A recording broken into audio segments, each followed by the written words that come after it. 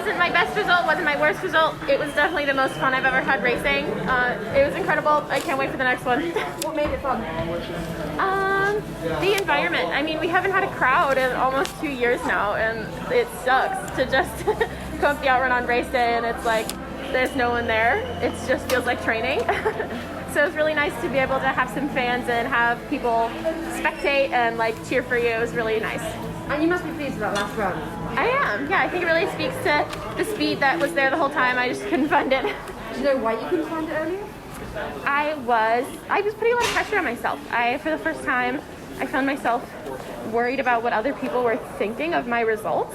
And that's not really happened to me before, but all of a sudden I was like, what if my mom cares that I get 20th? And of course she doesn't care.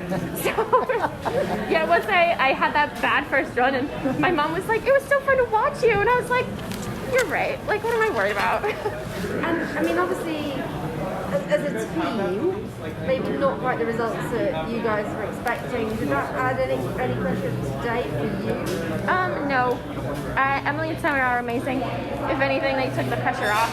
It may have been a tough day yesterday, but we all went in today with a fresh mindset, clear brains, I guess, and we all did our best today, just like we would have yesterday. Do you always race with smiles on your face? Yes, for race day, always. What do they mean? It's just a reminder to have fun, I guess. What do you think about the experience overall? You know, Summer mentioned the fact that you've gotten better every single run, and she was so impressed with that and talked about how excited that makes her for the future. Yeah, I mean, I think it really speaks to the speed that was there, and I guess I will just be working on consistency for the next couple of years. But you've got loads of time ahead of you, so... Yeah, loads of time.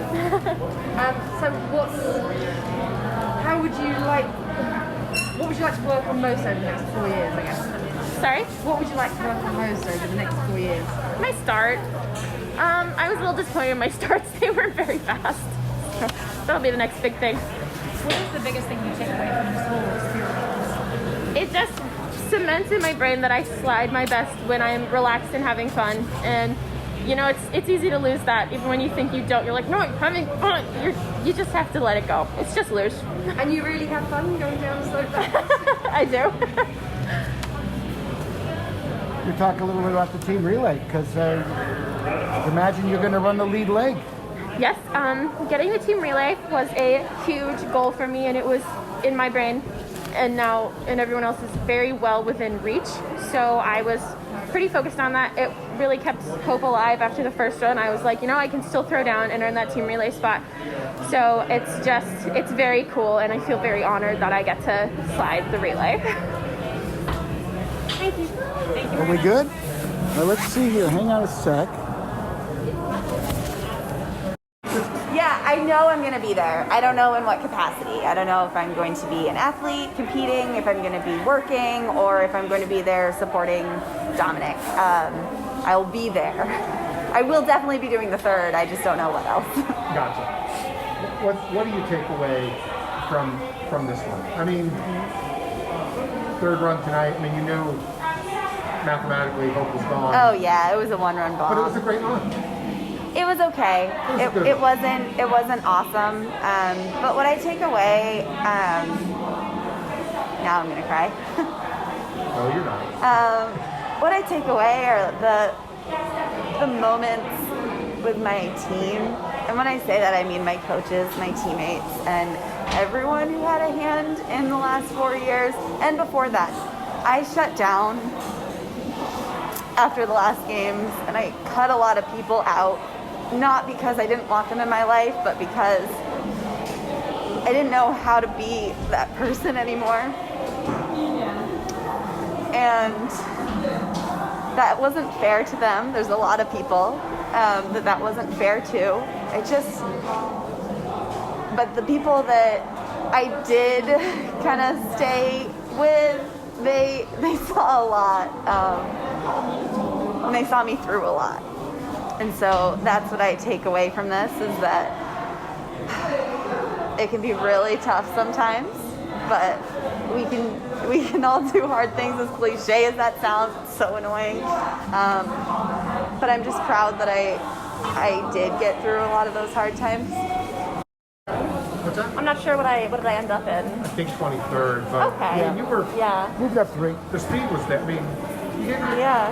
What? Wait, 23rd? Really? That's hilarious. Because I went 15th in Sochi, and then 19th in Pyeongchang, and now 23rd. Boy, I hope you were. So if I had 22nd. just done an Olympics when I was like 4 years old, I probably would have won the whole thing. Like, carry the one.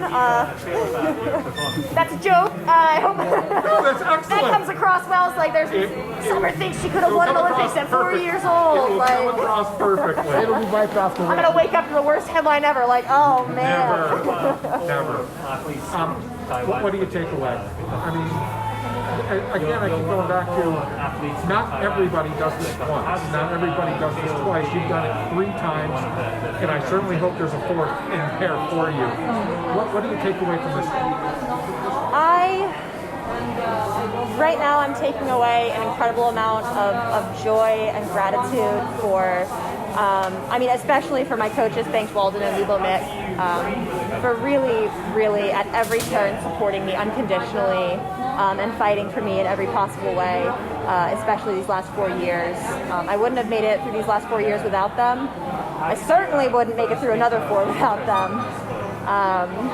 So I'm really grateful for the people in my life and my friends and family back home. The way that I'm able to walk away from a crash in the Olympics with a smile on my face, as opposed to 4 years ago, is that 4 years ago I put all of my value in results, my personal value for myself. So it was really, really hard to come away with a failure, quote.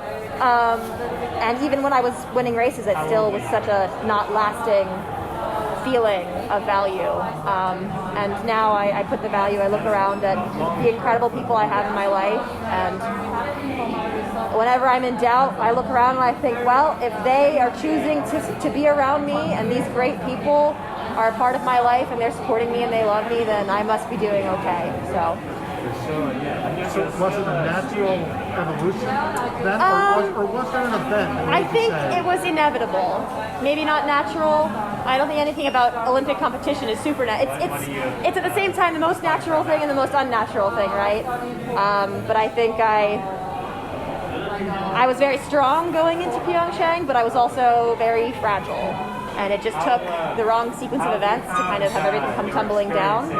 And the only way for me to continue in sport and to come back and to try to come back stronger was to kind of change the way that I was doing things and the way that I saw things. And that's what I did. And I'm walking away right now with my head held high, just really joyous to have been able to compete here. So next October, where will you be? I have some big choices ahead of me. I definitely have been feeling the emotions tonight. If there are pictures of me crying, they were not sad tears, but kind of looking at my career as a whole and knowing that it is possible, but definitely not decided.